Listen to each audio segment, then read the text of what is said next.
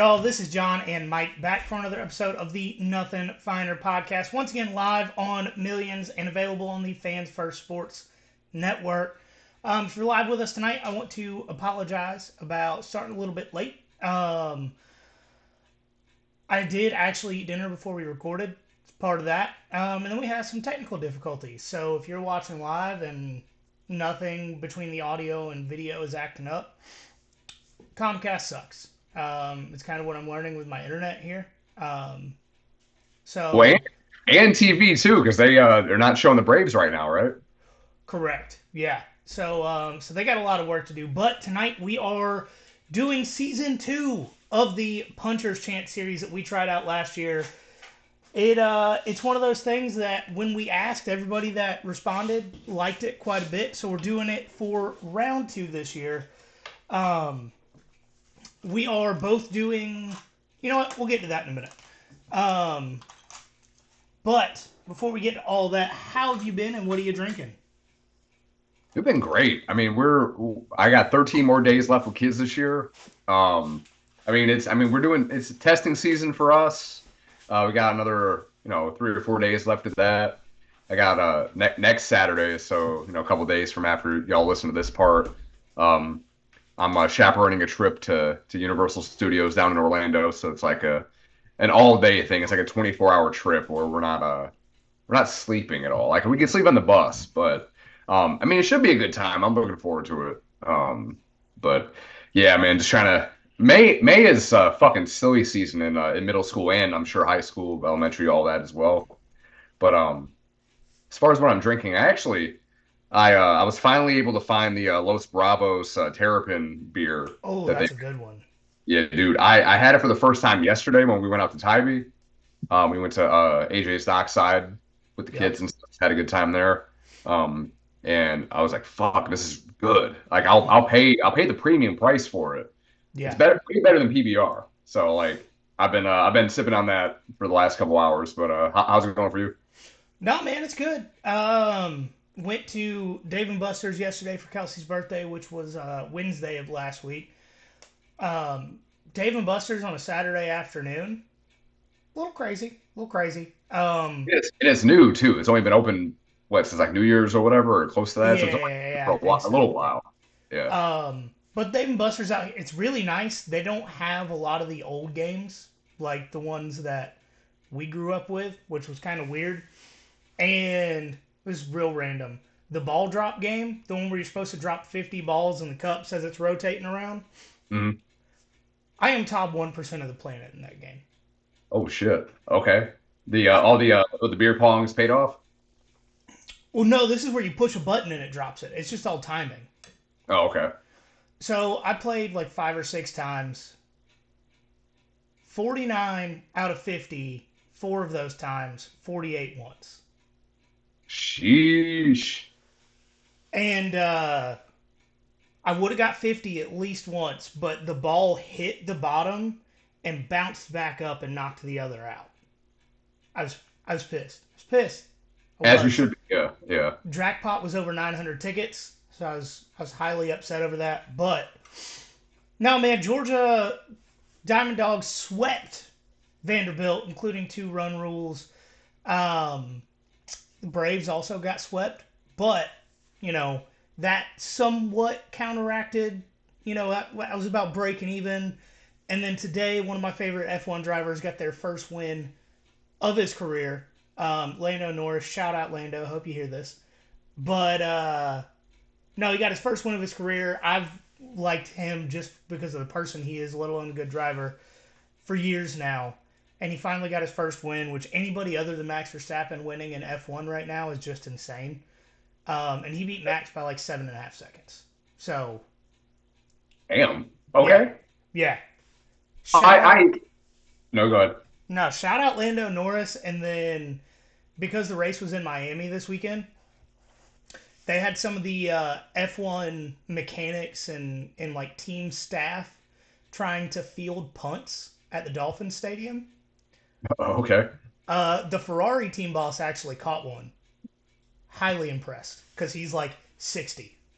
and Well, European. and probably like hella European, right? Oh yeah, yeah. Yeah. No, I so he's French and Yeah. he does not speak English. He speaks French and like two sentences of Italian. Okay. Yeah, probably the first race in Miami might be the first time he's ever seen a football stadium in real life. Right.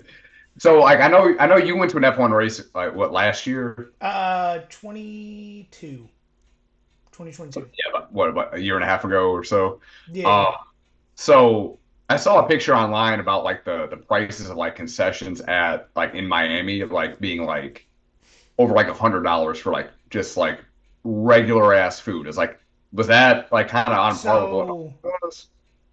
so when we went to Austin, first off, just tickets alone are vastly different in price between Austin and Miami. But the picture that got floated around was in the F1 Paddock Club, right? Oh, okay. So Yeah, that yeah, makes, yeah. yeah. Which those are the seats that sit on top of the garages. Hmm. Dang. Oh, ooh, that'd be fun as hell if you could afford it. Jesus. Well, I will say I looked into it for Austin, Hmm. and each team sells their own tickets, right? But there's just like a general concessions area. The Hmm. cheapest seat per ticket in Austin, just for Sunday, not even the full 3 days, just for Sunday, $12,000. Um, in Miami, if you That's wanted to crazy. get like an all access Paddock Club seat, you're probably spending $500,000. So $200 for some nachos after you just spent close to $500,000 on your seats. Hmm. You wipe your ass with $200 for nachos. Right. Right. That's wild. Like I think I'm doing okay, like as a teacher, relative to, other professions, I guess, but good God, I couldn't imagine my wildest dreams paying that much for anything. No. Um, Somehow, some way, Kelsey has a friend who actually had one of those seats this weekend for all three Wow. days. Mm. Um, and my first response was, "Is she sleeping with one of the drivers?" Because first off, she's 28 years old. Mm. Having that much money at 28 years old as a local news journalist somewhere in the Midwest, Yeah. I will say she is extremely attractive. So Okay. Did she go maybe to did she go to school at Georgia? I don't know. No. I tried not to learn anything about this girl because That's your boy needs a sugar mama. So yeah, right. um, yeah. So if you want to prevent me from getting a sugar mama, or maybe even fill out an application, donate on our Spotify. I mean, my wife is my sugar mama. She's the breadwinner in my family. Oh man, dreams do come true for some of us. But like I said, I'm a trophy husband, but like a participation trophy husband. you know, I'll occasionally get asked like, "What's your dream job?" Stay at home dad. Like, just have my wife make enough money to where I can be a stay at home dad. Like, I'll homeschool the kids. Like, cool, word, done. It was funny. Like we had talked about it before. And golly, you know what? It totally slipped my mind because I've been having these Los Bravos all done. Never mind. Let's continue. Okay, that was longer than we normally do, or Yeah. at least longer than we have been in a minute. But just a little insight into how fucked up our brains are. So for Puncher's Chance, what we do is we each pick three teams that didn't do great last year, and the goal is for us to talk to someone that writes for the program, does podcasts for the program. I want to say we talked to somebody that last year that worked for one of the athletic departments.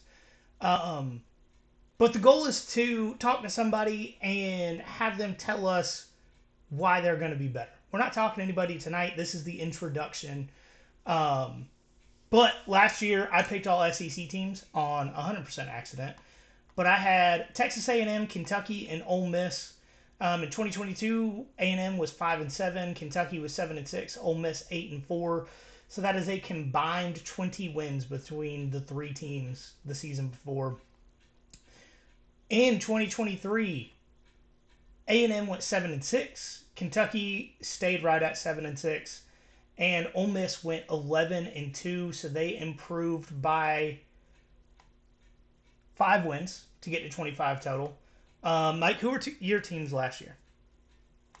So last year, my teams were Colorado, Nebraska, and Wisconsin. So in 2022, Colorado went 1-11. So literally, they had, for the most part, nowhere to go but up. Right, like Nebraska, they were like on the last step towards the basement. yeah, yeah. And with Dion coming in, it made sense for me to pick that team. Like they had to have been better just by just sheer just luck, right? By Um, sheer views. yeah, right. Not there for clicks, right? Like Dan Lanning said. Nebraska went 4-8 in 2022, and then Wisconsin pre-Dairy Raid went 7-6. Then in 2023, with Coach Prime, Colorado went 4-8, so improved by 3 wins. Nebraska improved by 1 win; they went 5-7, and then Wisconsin went 7-6 again. But you know what? Things are on the up and up for Wisconsin, so let's go. Yeah. So for the introduction episode, if you didn't listen last year, we're gonna give the team a little bit of information on why we think the team will improve this year. And one of the big things we talked about last year is we're not expecting any of these teams to necessarily fight for conference championships or go to the playoff, even though some of them might be able to. You know, we're just expecting them to be better. Whether that's, 2 wins, maybe fighting for a division if there's any divisions left in any of the conferences. Um, but just being better, like not expecting the team to do what they did last year. So my first team, leaving the ACC or leaving the SEC this year. I don't think I have any SEC teams. Um, I've got Virginia Tech, and Virginia Tech went 8-4 last year. Um, but I still think that they have the capability to be better. They're first in the country in returning production, first in offense, 13th in defense. And last season they were 20th in total defense and 58th in total offense. This offseason they got Brandon Schlee, quarterback from UCLA, and Montavious Cunningham, an offensive tackle from the portal. The biggest thing for me is they've got a continuing, like they're bringing all their staff back from last year. They got a transfer quarterback with Pac-12 experience.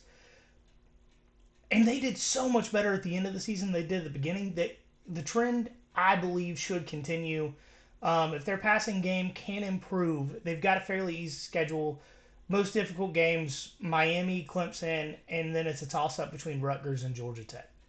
So they've got the easy schedule, 2 losable games from what I can see, and 10-2, probably a little crazy. They'll drop one somewhere just by sheer Virginia Techness. Yeah. But 9-3, 10-2, I don't think that's out of the question, and I think they could possibly beat Miami. So if every single domino falls right, 11-1 truly would not be out of the question. And it's funny because I thought about putting Miami as that team, but again, they they're so wishy-washy and stuff like that. Like you never know what you're going to get with out of Miami, out of the U, out of Miami Gardens, if you will. Um, And even though Cam Ward's one of those names that always gets floated out with, yeah, quarterback, obviously played at Washington State, transferred to Miami. It's one of those things like, yeah, his name's always thrown out there as like top 50 quarterbacks in college football. But has he ever actually, like, has he put a team on his back and won something? has anyone And actually seen him play? I think I watched the Apple Cup 2 years ago. I Yeah, don't, that's what I'm I don't saying. Yeah, remember.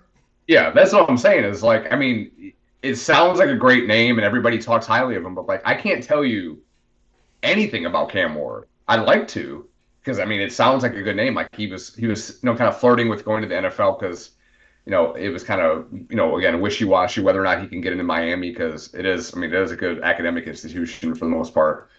Um, it would be I can't tell you anything about the man. I just know the name because everybody's been propping him up. I'm actually pulling up the stats now because I am also confused. Yeah, Um, I've been told he's very good, but again, I don't know. so Nobody watched Wazoo, so who knows? so last season, 66.6% completion percentage, Okay. 3,736 yards, 7.7 yards per attempt, 25 touchdowns, 7 interceptions. I mean, that's a good touchdown interception ratio for the, I mean, it's good. It's not great. Yeah, I just does it stand out as he's a guy that's going to change a program? Maybe. Like I feel like Miami is. I almost feel like the last decade, Miami's the team of like maybe. Yeah. Well, hell, I mean, they had Tyler Van Dyke, the last, couple of years, and they couldn't really do much with him. So I don't know. Yeah, yeah. But yeah, Virginia Tech, that was one that I also I was considering, but you got dibs on first, so it's all good. I did. I went ahead and did all of mine before you could take any of them.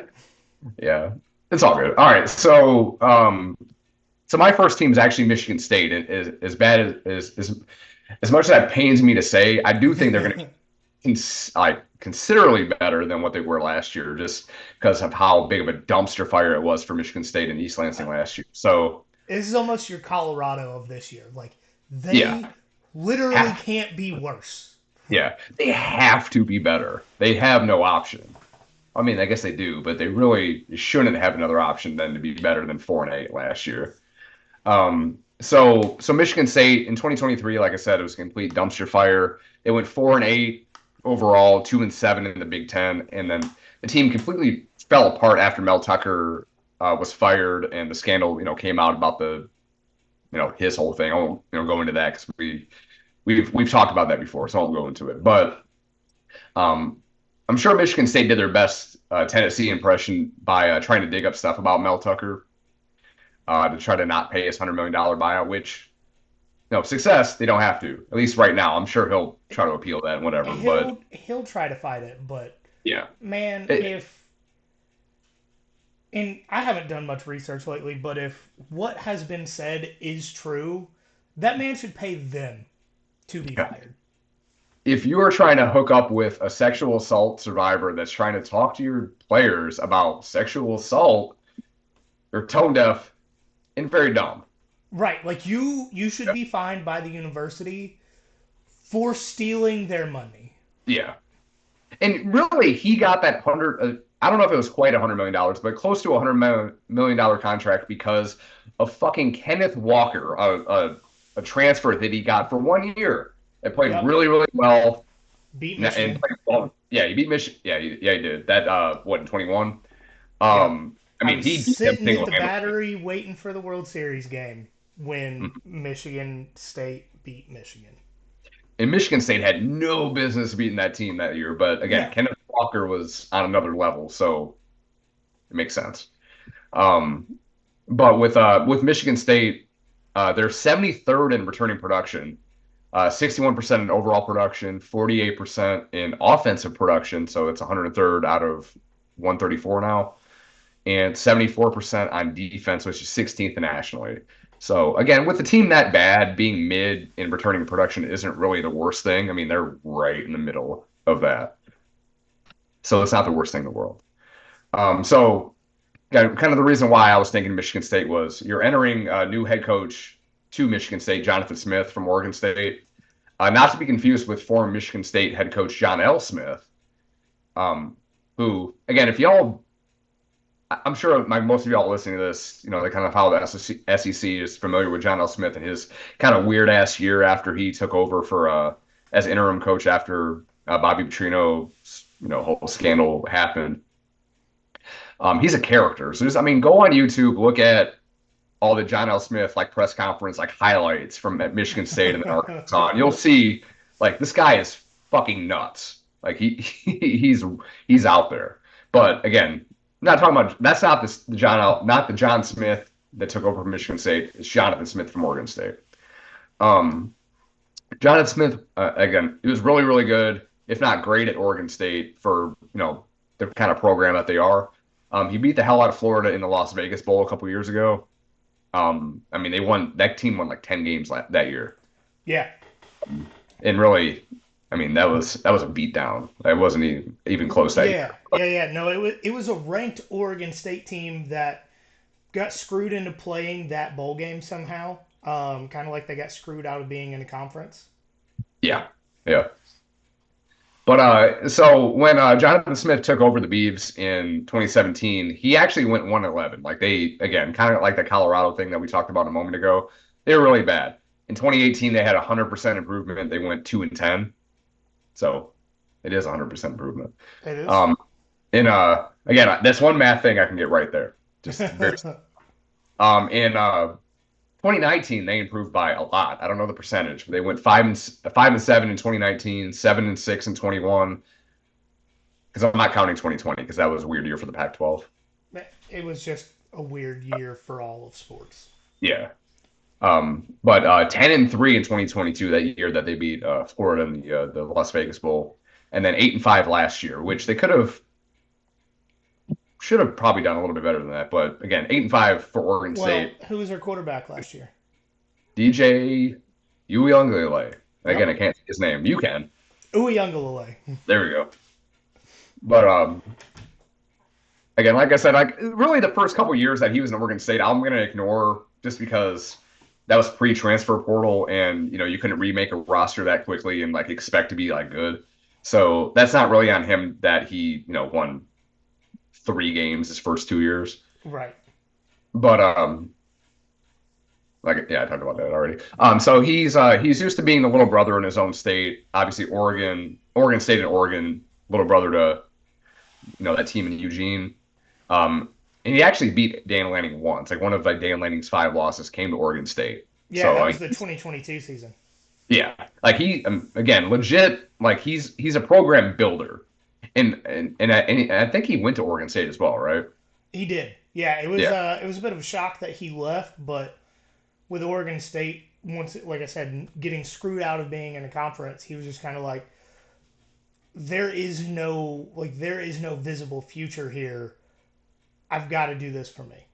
yeah, and I don't think anybody blames him for that. I mean, I certainly don't. No, I probably some Beavs fans are Yeah, upset, but mhm, the rest of the world's like, no, it kind of makes sense. Yeah, you get what you get. yeah. So kind of going to actually Michigan State and talking about them now. Transfers that they brought in include Aiden Childs from Oregon State. Um, I mean, he showed flashes as a true dual threat quarterback behind DJU when he kind of like mopped up and kind of came in for him if he came out of the game. So he was one of the kind of the prize targets of a lot of teams in the transfer portal after the season ended. So Michigan State being able to get him was a big upgrade. Yeah, not like getting like Peyton Thorne or somebody like that or whoever the hell they had last year. Hey, if you have a good running back, you can win with Peyton Thorne. Yeah, yeah, right. Evidence from Kenneth Walker, right? Yep. Um, so they also brought in tight end Jack Veling, I believe that's how you say his name, from Oregon State, 6'4", had almost 500 receiving yards and 8 touchdowns in that offense again from DJU. So I mean, I think that's impressive. Yeah. They added some other guys on paper that looked like an improvement over the roster they had last year at Michigan State, which again, everybody was quitting on the team, and it was just again a complete dumpster fire in East Lansing, or a couch fire, if you will, because they like to burn couches like West Virginia. But um, so this team somehow won 4 games last year. I mean, they played again lower level MAC teams and stuff like that. But a bowl game should be a reasonable expectation for them this year. So like getting at least 6 wins should be the goal, in my opinion. You have 4 automatic wins against FAU, Prairie View for sure, Boston College, which again has Bill O'Brien and the stupid butt chin, and then Indiana, which was they do have the guy from um, James Madison as a coach now at Indiana, but again, it's going to take him time to build that program up because they're Yeah. usually about they're in the Big Ten. But those are for sure wins. So again, I think 4 automatic wins, and then your toss-up games are at Maryland, which they don't have Talia Tagovailoa, so that's going to Big be Ten's career leading passer. Indeed. Yeah, I mean they're going to be missing him a lot more. I don't think people talk about that enough. They go to Michigan, so that's going to be tough just because it's a rivalry game in Ann Arbor. It's going to be tough for them. At Illinois with Burt, their coaching. Then they play Purdue at home and Rutgers at home. So and Iowa may or may not be a toss-up win as well. I wasn't really sure about it when I was trying to come up with the for sure wins versus toss-ups. I don't know. I don't know what you get out of Iowa this year. I almost feel like we should try and talk to somebody from Iowa because I don't know if even people that like work like their job revolves around the program. I don't even know if they know what they're getting next year. No, you're right. Yeah, no, that would be fun to do. For sure. But like I said, eight wins is not out of the question for Michigan State this year. But again, six is I think the floor I for would them. agree with But that. yeah, but eight should be like an ex. Again, I don't want to say an expectation, but I mean 8 wins for this program. I It's think. not overly optimistic to think 8. Yeah, yeah, yeah. So we'll see about that. I mean, personally, I'd like them to be less than that, but I think again, realistically, 8 wins is something that they can hope for, like realistically. Yeah. Um, I'm actually staying in the Big Ten with you. Shocker for anyone that knows me and how much trash I talk about the Big Ten. But I got the Purdue Boilermakers. And, I'm going to be entirely honest and say a decent part of the reason that I chose the Boilermakers is that they went 4-8 last year. Purdue having a losing record is not something that normally happens. They just kind of end the season with 500 minimum record. At least it's what they have done forever now. They Mm. did lose their coach to Louisville before last season, but they got a ton of transfer guys in the portal. 4 from Georgia specifically. C.J. Madden, a couple of wide receivers, a defensive back. I think they're going to be set. They got and Georgia isn't the only Power Five or even SEC school they got transfers from. They got a lot of guys out of the portal. But last year they were 70th in total offense, 67th in total defense. So returning Yeah, production doesn't really matter if yeah. we're being honest. Like when you're dead middle in both of those categories, anything's better than what you were, right? Mm. Well, not anything. Half of the things. Yeah. But they got both sides of the ball for out of the portal. 3 wide receivers, 1 running back, 4 offensive linemen, almost an entire line out of the portal. 3 defensive backs, 4 defensive linemen, and almost all of those guys came from the Power 5 level. So they're all talented. They all have experience. But we're just in another situation where their passing game and their O-line specifically have to improve for them to get to a bowl. I want to say they were in the triple digits in ranking when it came to sacks allowed last year. You got to be better than that. Yeah. Yeah. I mean, it'll be interesting to see how it goes for them with again adding the 4 new Big Ten teams, and I don't know what their schedule is off the top of my head, but I didn't put it in here, but I did look it up. I just want to say from the bottom of my heart, I mean, that's what I want to say. But take like this time to the apologize three to out of absolutely conference games nobody. should be wins if you were a program like Purdue where you need to schedule somebody. There's McConkey. He Soundboard got on goes his crazy. donkey and Oh made a no. sliding I catch in typed the in right numbers corner. from the Touchdown. keyboard, and now we had pretty much all of the soundboard go off at the same time. Sorry, y'all. Oh. What was that? No, I was saying like with a team like Purdue, you'd think that at a minimum they're going to have 3 wins out of conference, so they need to find a couple wins in the Big Ten. So I'm not sure what their actual conference schedule is, but I know they're not playing anybody. I can almost say with certainty they're not playing anybody like worth the damn out of conference. Um. All right, so I may have been a little hasty picking Purdue. Should have looked a Oh, little harder at their schedule. oh, I see one guaranteed win. oh, Um, oh shit, no. they're only playing one team that is not Power Five or Power Five adjacent. Um, they start the season with Indiana State at home. Cool. Dub. Hmm? Dub. Next one's Notre Dame as one of their out of conference games. Then they've got Oregon State out of conference. Oh wow. Oh Um, shit. Wait, where is it in West Lafayette or is it in Corvallis? Corvallis. Oh, okay.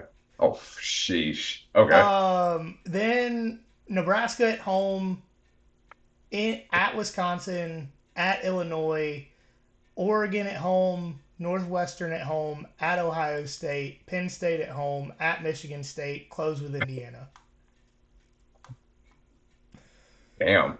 So they Okay. got to pull some upsets. Well, they're the spoiler makers, right?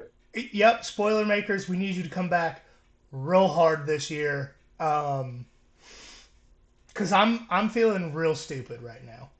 Like we're still gonna try and talk to somebody from Purdue, but if we thought Florida had a difficult schedule, Yeah, Purdue, Purdue's up. if Florida has the worst schedule in college football this year for toughness, Purdue's a very close second.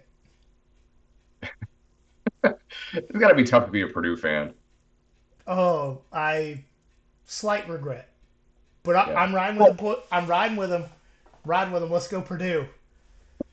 Yeah. Or whatever they do. I don't know. That's a Um, great question. Do they bring train whistles like the wooden block train whistles to the games? They should. well, they got the big, bass drum that they strum or whatever, or they bang or however you can say that. But Yeah. However drums work. yeah, I don't know how drums work. I'll ask my oldest son about that. He's a drum guy for sure. Um, all right, so my second team is actually UCF, and again, More black and gold. oh shit, yeah. Um, and again, it pains me to say this because it's a Gus Malzahn team. I'm not a fan of Gus Malzahn, but like he's a decent to good head coach, right? Yeah. Um, yeah. So Top he half got Power Five for sure. yeah, yeah. So really my main reason for doing that is the addition of KJ Jefferson, which I totally forgot about until I was looking, trying to find a puncher's chance team that he went to UCF. But I think that makes me feel way better about this pick. KJ is gonna be the best quarterback Gus has ever had. I'm including guys like Nick Marshall and Jared Stidham and people For like sure. that. For sure. Yeah, KJ is a freaking boss, right? So last season UCF went 6-7 in their first year in the Big 12, but prior to that in the American Conference, Gus had 9 wins in the 2 seasons before that. So he's capable of pulling off big wins. As the American isn't necessarily a slouch, but it's not necessarily the quality of the Big 12, right? Yeah. But as far as returning production, like you talked about with Purdue, it's not really that indicative of how I feel about them. But they're 101st in returning production total. 38% of their offense is returning, so that's 121st out of 134 teams. Shout out Kennesaw State; they're going to be FBS this year. Hell Um, yeah. yeah, right. So In a looking for decade, they've gone from no football program to FBS. yeah, and their 6,000 person stadium that they have there in Kennesaw. We're good for them though. I'm excited for it. More FBS programs in the state, so that's cool. But on defense, 60% is returning. So again, it's pretty mid. It's about it's at 61st in the country for that. In the portal, they brought in former Louisville receiver Penny Boone.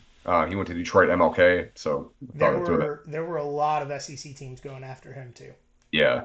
He played really well for Louisville last year, so he's gonna be good with them. He's a solid 4-star in the transfer rankings by On3. They also brought in former Miami Edge Nia Jack Kelly, and I know I said his name wrong. I cannot say that name, but he's a high 3-star. Yeah, I don't know how to pronounce that name either. Yeah, no idea, but Kelly. Yeah. Yeah. Former Ohio State. They also brought in former Ohio State safety Kendrick Hawkins, again another former 4-star, and former Southern Cal, real USC quarterback Traquan Fagans, again another 4-star.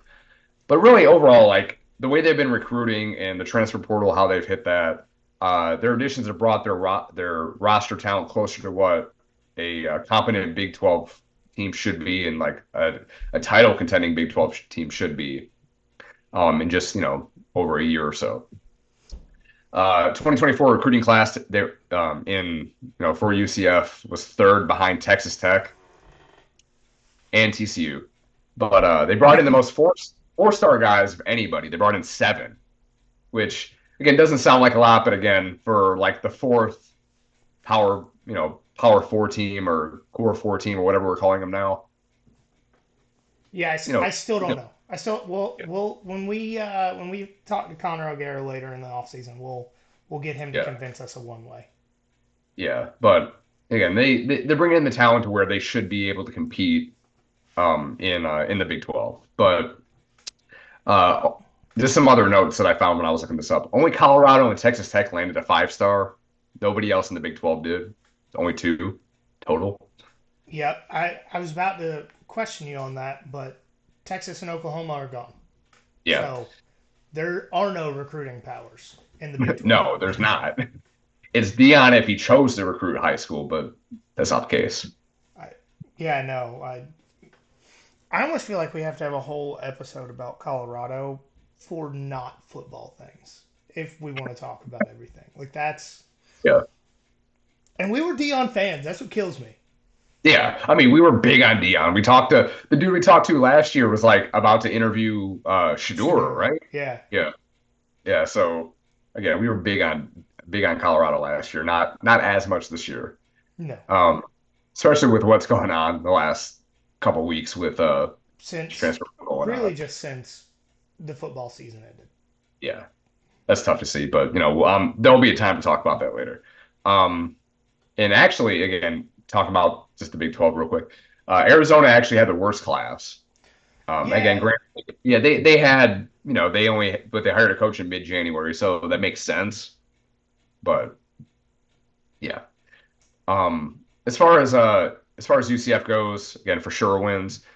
They only have five for sure wins. New Hampshire, Sam Houston, which you can holler at Texas A&M about that, but Cincinnati, which was not very good last year. Right. So I thought about putting Cincinnati as my puncher's chance team, but I didn't do that. At Arizona State and then BYU because BYU has not been very good since the pandemic. Toss-ups include at TCU, Colorado, which I think they'll beat Colorado. At Iowa State, at Florida, and then at West Virginia. Is Um, Florida really a toss up? the only reason why I said it is because it is in the swamp. I mean, if it was Yeah. in the house, absolutely not. Like UCF is winning that game. I don't want to say easily, but they're going to win that. They would win that game. Whenever. At least a couple possessions. Yeah, yeah.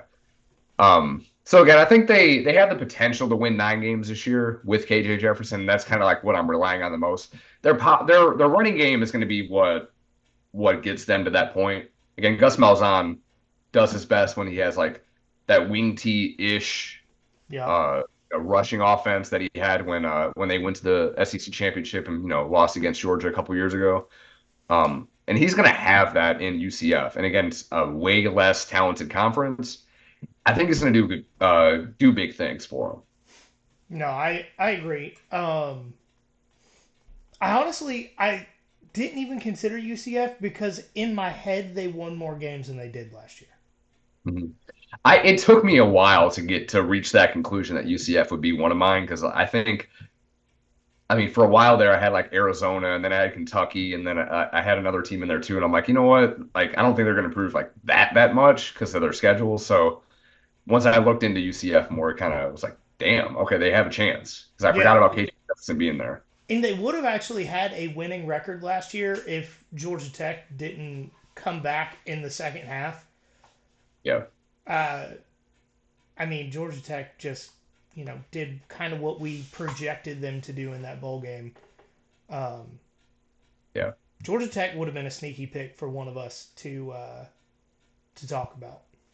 I thought about them, but again, their schedule, I mean, it kind of threw me off a little bit as well. So like I wanted to pick them, but actually we'll get to them later. Don't worry Okay, about it. all right. So my last team, I got Utah. So I hinted at this last week, but I think Utah is going to be significantly better than the 8-5 record they finished the season with last year in the final season of the Pac-12. With their move to the Big 12, they've got an easier schedule than last year. Their most difficult games being Oklahoma State, Arizona, and then a toss-up between BYU and UCF really being their third toughest game, probably UCF. They've got a whole new group of talented wide receivers for Cam Rising to throw to and a new running back to run the ball to improve their 92nd ranked total offense. They won 8 games with the 92nd ranked total offense. And they added a lot of guys through the portal to improve that or maintain the defensive standard. And then, Cam Rising presumably being back and completely healthy is 95% of the reason they're here on my list. And then the other 5% is Kyle Whittingham. Easy schedule, Cam Rising, Kyle Whittingham keeping an SEC-style defense. 10 wins? I don't think 10 wins is out of the question. I don't think 12 wins is out of the question with the schedule they have. Yeah, in the Big 12, again, like we're very Big 12 heavy, and I think we're going to talk about them a lot, kind of going forward before the season starts. They're always just fun. They are. Because, I mean, like, we're not passionate about any of the teams in, Texas and out west or anything like that. And, like, they're not, I mean, especially now, like, are we afraid of any team in the Big 12? No. No. They're not a threat. Maybe Utah, but probably not.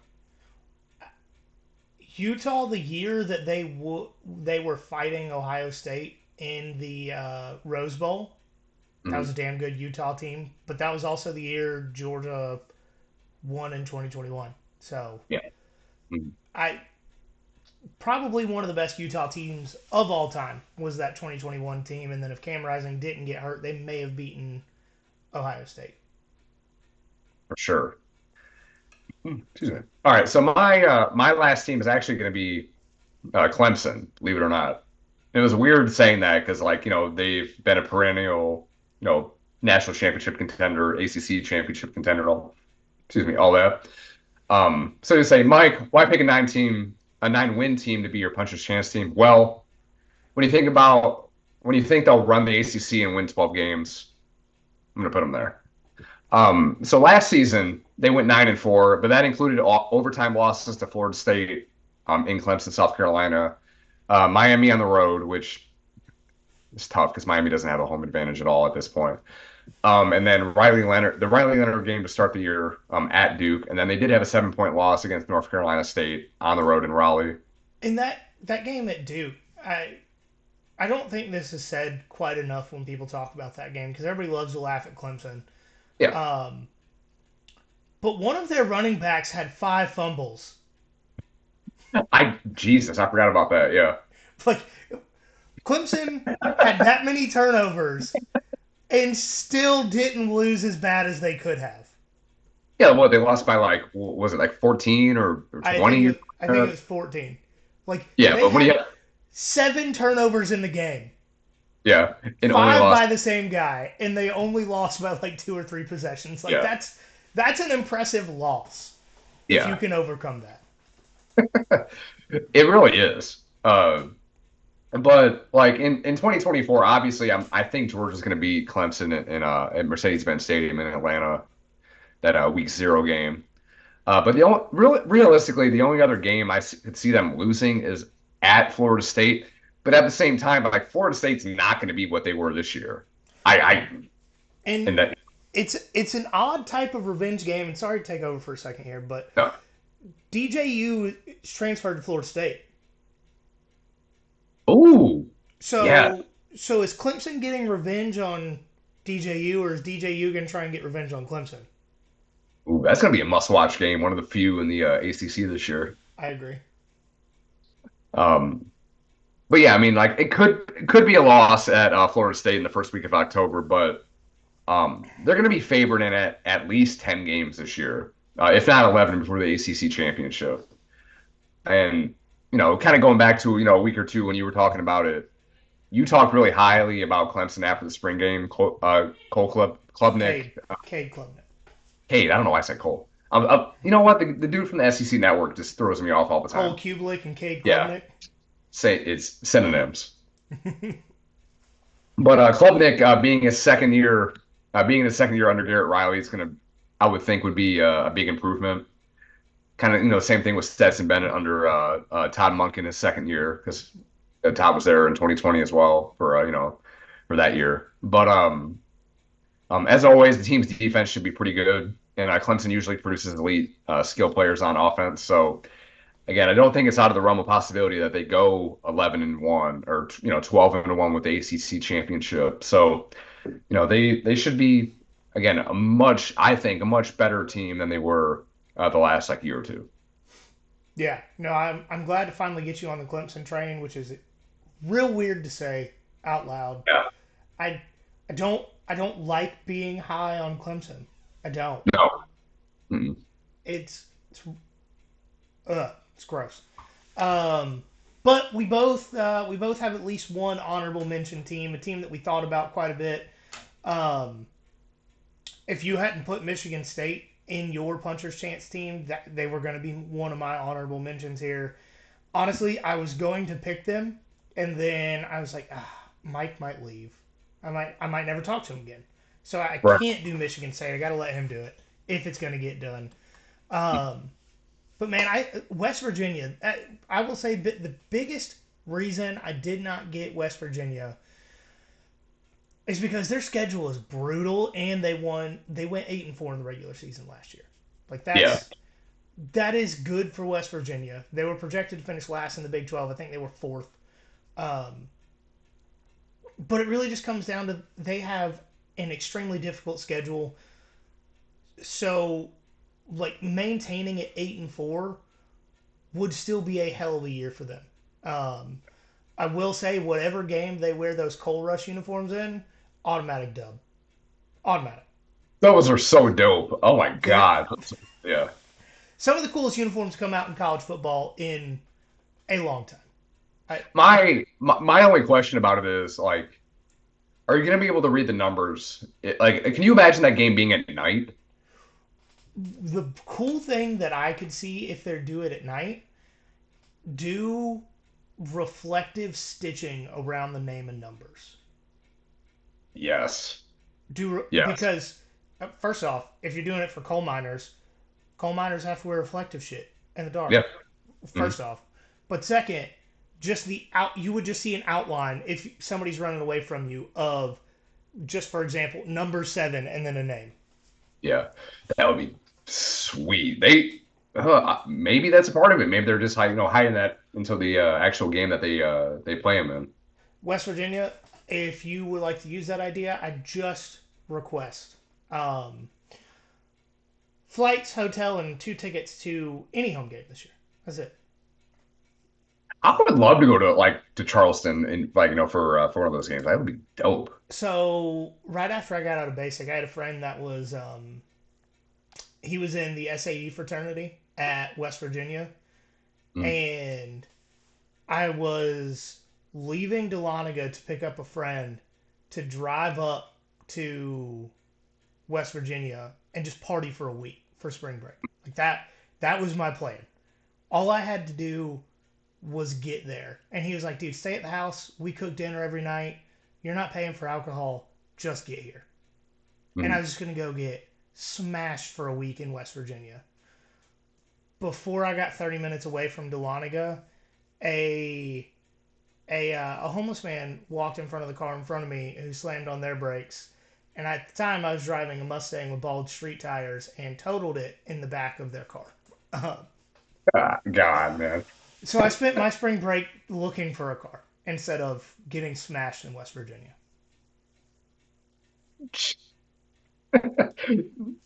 Damn. I don't know what else to say about that. That Sheesh. that was just the universe's way of saying you don't need alcohol poisoning and an STD this week. Fair. Absolutely. Yeah. Yeah, but I mean, I thought about West Virginia a lot as well. Part of it, being the Coal Rush uniforms, but again, just like you said, their schedule is bad. Well, I'm sure we'll talk about them later on, and we'll talk about them during like the actual season itself, because they went from being like borderline, if they lost like 2 games to begin the season, they would fire their coach to like being probably a top half Big 12 team going into 2024. Oh yeah. Yeah, like Neil Brown. like did a remarkable turnaround for the narrative and all that for them. So shout out them. That's cool. Um, but my I had two honorable mentions. I had Nebraska because I had them last year. Like I thought they would improve quite a bit with Matt Rule being there, and they did the same thing. They went 5-7, missed the bowl game. Excuse me, again. But part of the reason why I didn't pick them is I really don't want to root for Dylan Raiola to do well at Yeah, Nebraska. noted locker room favorite. Yeah, Dylan Raiola. right. Yeah, I as bad as that sounds to say, I'm like, I want him to do well, like personally, just because he's a kid or whatever. But at the same time, that would hurt for him to do like really, really well out there. Which again, I don't think he'll be. I'm sure he'll be fine. It may not be this year, just because I don't know what he has to work with, like skill position wise or anything. Because I didn't really look into it. Because again, like I didn't necessarily want them to do that well, but they have the possibility. They have the potential to do that well in year two under Matt Rule. So But yeah, we're both picking Purdue to beat Nebraska. Yeah, Okay. definitely lock it in. Lock of the century of the week. Um, but then my second team, you talked about him before. As far as my honorable mentions was Georgia Tech. Again, like you'd mentioned, the schedule's brutal. They play Florida State in Ireland. Like That would week be zero. a dope game. Oh, hell yeah! I'm sure. Who do you think was going to have more fans there? Because I think Georgia Tech fans could probably afford it. Yeah. But why are they going to spend the money to go out to Dublin or wherever the game's at? I've lived in Georgia all of my life. I'm 28. I've only spent 3 years outside of the state of Georgia. I legitimately know 4 Georgia Tech fans. That's it. That's all I've ever met. The only ones that I know are very vocal about 5. it, and that Okay, 5. I know 5. yeah, because they went there, not because like, oh, it's a cool team or anything like that. Like you have to have actual ties to Georgia Tech to be a Georgia Tech fan, I think. Correct. So Everybody I know that is a Georgia Tech fan, either they went there or their parents went there. yeah, yeah. Can you imagine being a Georgia Tech fan? Just there's nothing. It's nothing. You know, it's got to be tough. Because you used to be able to say, football may not be great, but we're good at basketball or we're good at baseball. And now they're just like, Yeah. they're just mid everywhere. Yeah. Like Mhm. it is carved in stone for Georgia Tech to be 6th in the ACC. Doesn't matter the sport. It really doesn't. Yeah. Just Mhm. 6th. Who knows? I mean, they at some point, I mean, their best success they've had is like I've been paying attention to Georgia Tech, just kind of out of like my like peripherals and all that was with like Paul Johnson. Even then, it was painful. I mean, they went to a couple Orange Bowls and won a couple ACC championships and all It that, would be but like once every 5 years they would be good. yeah, and for like no reason, just because like just out of just sheer like luck and just Because your circumstance, entire offense is 5th-year seniors, Mickey Mouse. and they have, you know, knees made of steel for all the cut blocking. Yeah. And that's it. That's how you win 10 games at Georgia Tech under Paul Johnson. hmm Just all 5th-year seniors, one good wide receiver, and you hope for the best. Yeah. So yeah, we talked about FSU in Ireland. They go to Louisville. They go to UNC in Chapel Hill. They do play Notre Dame at MBS. They go to Virginia Tech. Play at home against Miami, which after last year, who knows how that game would go. Who knows? Who knows how many fans are going to show up? I don't know. I mean, I don't know at what point because I kind of did this out of order, so I don't know when that game is. Maybe if it's early in the season, maybe, but yeah, later in the season, if they have, lose like all these other toss-up games, yeah, no one's gonna be there for that. I mean, Miami fans aren't gonna be there. They don't go to I their think home there's game. more Miami fans that live in Atlanta than live in Miami. I can go with that. I can Yeah. believe it. And they do play NC State with Grayson McCall, which is another team I thought about putting there, But but they did well last year out of nowhere. yeah, I It mean was they like won. they were trashed the first 4 weeks, and they were like, oh, football. We can play football. Yeah. And basketball for that matter. Shit, they Final 14, right? Um, two sports. Yeah. Yeah, they're really Um, good at baseball too. yeah. Hey, sneaky good, solid program, NC State is. But they did add Grayson McCall because he was able to qualify academically This year. for NC State. Yeah.